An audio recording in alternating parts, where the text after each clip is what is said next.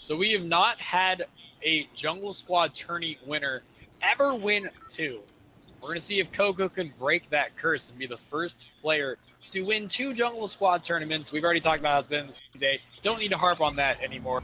We're going to hop on board with Eliminator, who is crossing into enemy lines in Salty, but seems to be safe looting this first chest. Coco going towards Pleasant, which is actually going to be where the first safe zone is. He seems to be totally safe looting in Pleasant. So on to Eliminator. He's got one teammate nearby him on the mountain behind him to the east. Probably plenty of enemies ahead of him in Salty. Kind of taking the opportunity to scout through the window and see if he sees anyone. Doesn't see anyone yet. Gonna still have more time to loot up, but he's hearing gunshots to his northwest. Chug Jug and full shield. He's gonna get up to 100 shield, 100 health, and have the Chug Jug in his pocket just in case he needs it later in the game.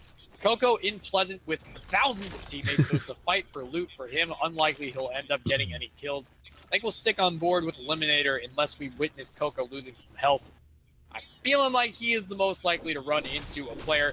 Now, something to note, chat, in this game mode, there is no tie-breaking kills. If after 2 games, these guys are tied, we'll just have a final 3rd match. Great.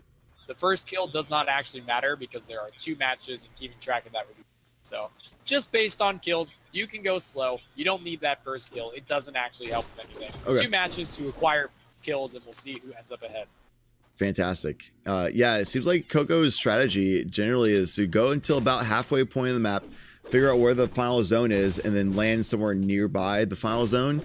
Just loot up and then be prepared for that line of scrimmage, because that's definitely where most of the fights happen. A lot of those giant team-based fights, especially somebody who's as versatile with those bounce pads and jump pads like Coco, who can dance around the field of battle like that, definitely plays to his advantage in that situation.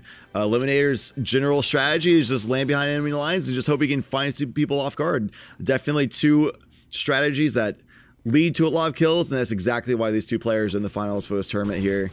Eliminator definitely not finding anybody yet, but finding plenty of, that's a second Jug. He's ran across with a scar in hand and found a pump earlier. He's looking pretty fine for this fight. See if he can find anybody in Salty. That would be quite the RNG if he doesn't find any enemies in Salty Springs at all. Hearing some action maybe off to the side. No, it's just this jump. I thought it might have been a... Dude, I don't Oh, there is. I heard some thuds. There's somebody in this house. You can hear that. Someone is underground then. Yes. He is trying to find them. He's definitely hearing. Whoa. Still below him, just hunting in. It's like Dig Dug right here. Eliminator just trying to just break it all open. Perhaps even Bomberman. Drum gun out, not using a shotgun. And getting the Welcome, Raiders. Well, good thing for Eliminator, he knows there's a full shield sitting in a house nearby. Oh, he has one in pocket still too. Perfect. Wait, is he jugging? I believe he is. He might go back for the other chug he left behind. Right, but this is an extra 10 seconds he doesn't need to sure use. Is. There's a 5-second shield sitting in that house he could go grab instead. I agree. But that's all right. He uses his Jug.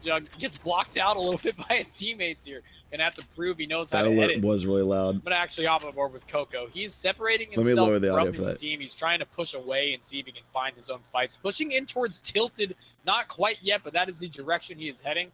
And he only has teammates on the outside of Tilted. He actually has no I'm muted for the extreme. Yo, Brownie, thank you so much for that raid. I appreciate that. Welcome, everybody. I'm currently casting a tournament, so I'm going to have to unmute myself for the cast and then focus on that. Thank you, everybody, for being here. Taking any damage. So we're in the finals. Coco, if he pushes Tilted, he's going to be in a weird spot. He might want to use those 2 teammates who are pushing in from the east as cover, as maybe distractions.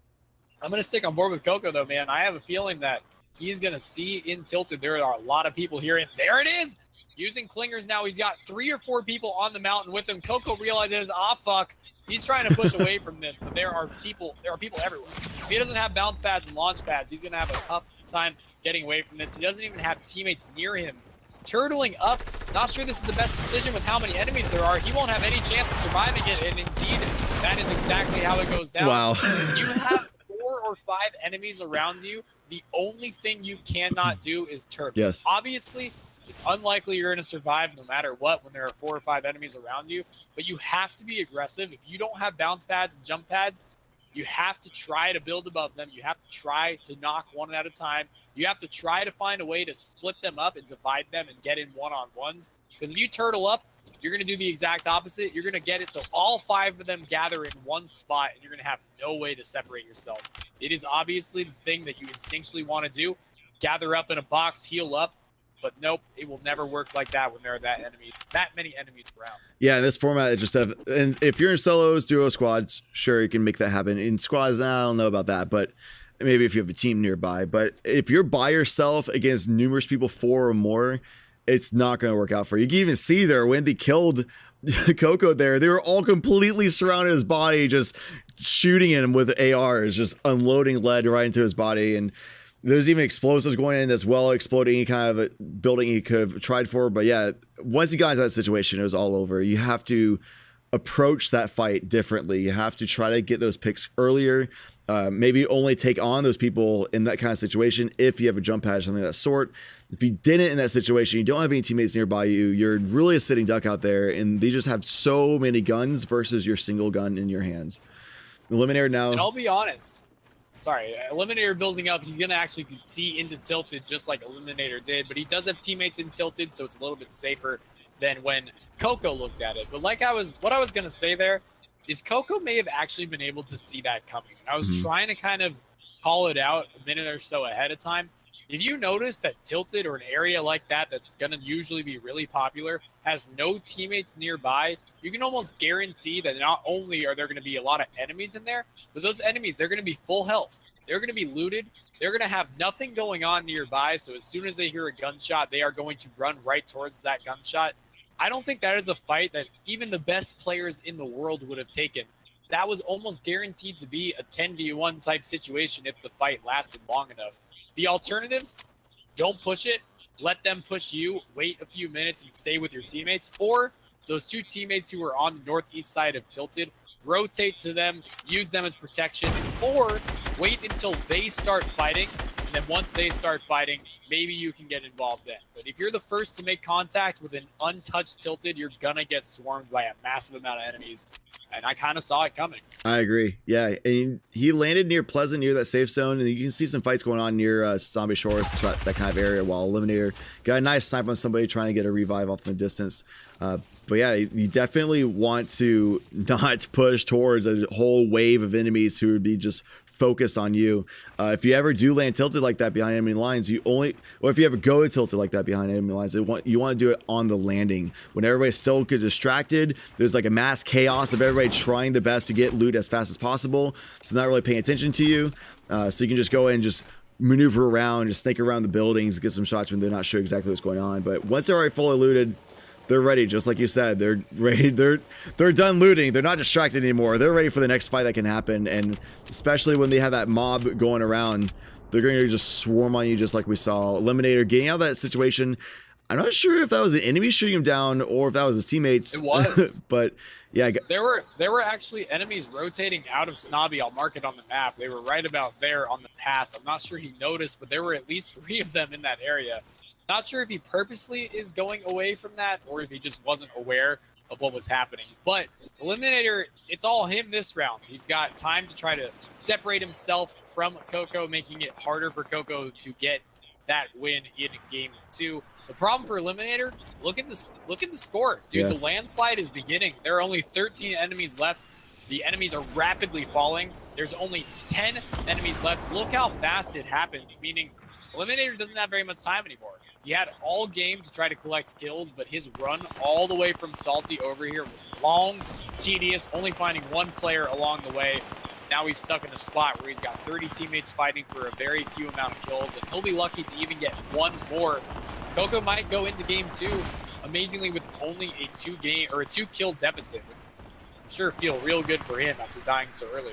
Yeah, we've seen him be able to make up that kind of deficit in previous games, so he's definitely the type of player who has the skill, the caliber to be able to make that deficit. Eliminator, also a player, clearly has a 2-kill lead right now, so might just as well be able to keep that lead in game 2, so we'll have to see how it all plays out. Only 6 enemies left on the board, so just currently roaming around, just hoping he's lucky at this point, really, just hopefully, I don't know if he has any bounce pads or jump pads in his inventory. Likely doesn't, depending on how he's playing, but that would be perfect in the situation. Just jump pad up, see what's going on in their horizon, their surroundings, and try to just get that bird's eye view. Maybe maneuver yourself on top of a mountain nearby to be able to see along the landscape a little bit better, spot out an enemy running around, and then push that enemy and try to get those shots off. With only 4 enemies left, with only 3 enemies left and 25 teammates, it's looking less and less likely like Eliminator is going to be able to get another kill. With only a 2-kill advantage going into game 2 of these finals, the final game. Game 2 is it. With only 2 points as a lead, I don't really think we're going to see much of a difference in gameplay here. Coco knows he needs to be maybe slightly more aggressive, but 2 kills is not a huge gap to cover. We'll likely just see them play the games that they've been playing previously. Yeah, I agree. With players at this stage, this is the finals for the tournament. These players have been proving all day long that they're consistently good at picking up kills. So 2 kills is not that much. We've seen matches earlier on in the day where it's 0-1 kills, etc. But these players have been putting up good numbers all day long. So I wouldn't be surprised if that 2-kill lead is evened up instantly or stretched beyond that by Eliminator.